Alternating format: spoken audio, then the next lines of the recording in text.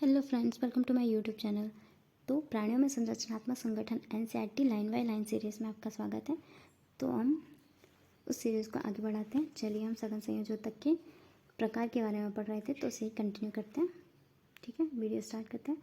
सघन नियमित संयोजक में क्या होता है, लचीले जो स्नायु हैं, लिगामेंट, ये क्या करते हैं, वो उनको बोन से जोड़ते हैं और आपके कंडरा मांसपेशियों से अस्थि को जोड़ते हैं। ठीक है, तो सघन नियमित संयोजी ऊतक लचीले लिगामेंट में पाया जाता है। ठीक है, सघन अनियमित ऊतक तंतु एवं तंतु कोरक होते हैं। ये तंतु में अधिकांश कोलेजन होता है। क्या होता है, तंतु में जो होता है वो अधिकांश कोलेजन फाइबर्स होता है। ठीक है, ये बहुत ज़्यादा मात्रा में होता है, जिसका अभिविन्यास अलग होता है। यह त्वचा में पाया जाता है। ठीक है, इसके प्रकार हैं अस्थि, उपास्थि।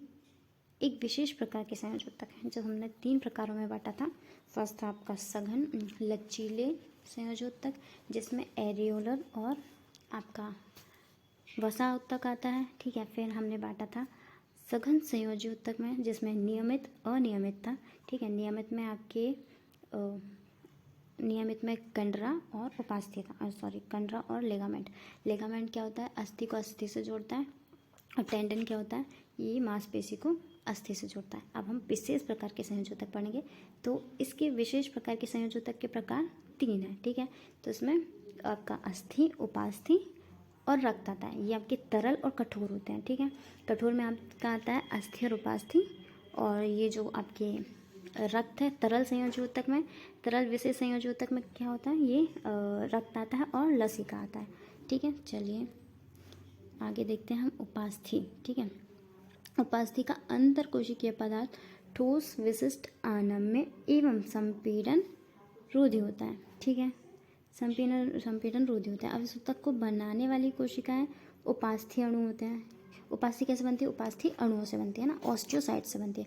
आधात्री में क्या होते हैं, छोटी छोटी गुहिकाओं में बंद की जाती है।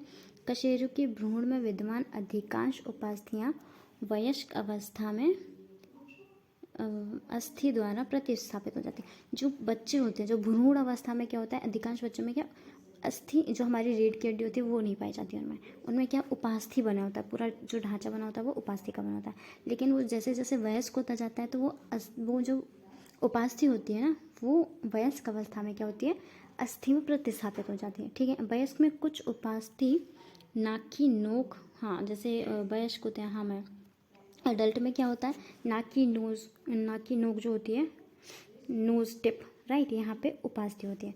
आपके कान, जहाँ पे आप झुमके बालियाँ लटकाते हैं, वहाँ पे क्या होती है, वहाँ पे आपकी बाह्य कान संधियों में उपास्थि होती है। ठीक है, मेरुदंड के आसपास की जो अस्थियाँ होती हैं मध्य में, और पैर और हाथ में पाई जाती है, ये उपास्थि पाई जाती है। ठीक है, अब हम अस्थि बढ़ते हैं। तो अस्थि क्या है, खनिज युक्त ठोस संयोजक है।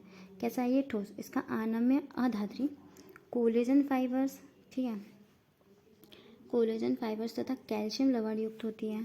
ठीक है, फिर क्या होती है, ये अस्थि को मजबूती प्रदान करती है। ठीक है, अस्थि को क्या करती है, मजबूती प्रदान करती है। यह शरीर का मुख्य ऊतक है, जो कि शरीर के कोमल अंगों को संरचनात्मक ढांचा बनाता है तथा ऊतकों को सहारा एवं सुरक्षा प्रदान करता है। ठीक है, अब अस्थि कोशिकाएं अधात्री के अंदर रिक्तिकाओं में उपस्थित होती है। ठीक, अधात्री में उपास्थि में क्या होता है, लेक्यूने होते हैं, जिसमें संख्या कितनी होती है, 1 होती है।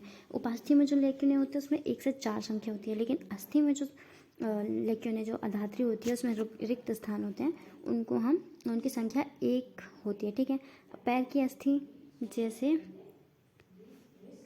पैर की अस्थि आपकी सबसे लंबी अस्थि होती है। ठीक है, ये क्या करती है, भार वहन करने का कार्य करती है। ठीक है, जो अस्थि होती है वो भार भी वहन करती है ना, और पूरे शरीर में भी फैली होती है। ठीक है, अस्थि कंकाल पेशी से जुड़कर परस्पर क्रिया द्वारा गति प्रदान करता है। ठीक है, ये आरबीसी के निर्माण में भी सहायक होती है, ये भार भी वहन करती है, और ये मनुष्य की बॉडी का लगभग 40 to 50% का भाग बनाती है। ठीक है, कुछ अस्थियों में अस्थि मज्जा रक्त कोशिका का उत्पादन करती है, जैसे कि मैंने अभी बताया। ठीक है, तो ये रहा आपके अस्थि उपास्थि का डायग्राम। इसमें कोलेजन रेशे होते हैं, उपास्थि कणु होते हैं, यानी उपास्थि कॉन्ड्रोसाइट्स के बने होते हैं ये। ठीक है, जो ये आपकी उपास्थि का डायग्राम, ये आपकी अस्थि का डायग्राम। इसमें क्या होता है, सहती अस्थि ऊतक, ये क्या होते हैं, इसमें ऑस्टियोसाइट्स ऊतक होते हैं, ठीक है। ये इसमें लेक्यूने एक है ना, इसमें 1 से 4 होता है, ठीक है, 1 से 4 होता है, उसमें लेक्यूने की संख्या कितनी होती है, 1 होती है, ठीक है। चलिए आज के लिए इतना ही रखते हैं, मिलते हैं नेक्स्ट वीडियो में। Till then take care, bye bye. Channel को लाइक कीजिए, सब्सक्राइब कीजिए एंड शेयर कीजिए। Thank you.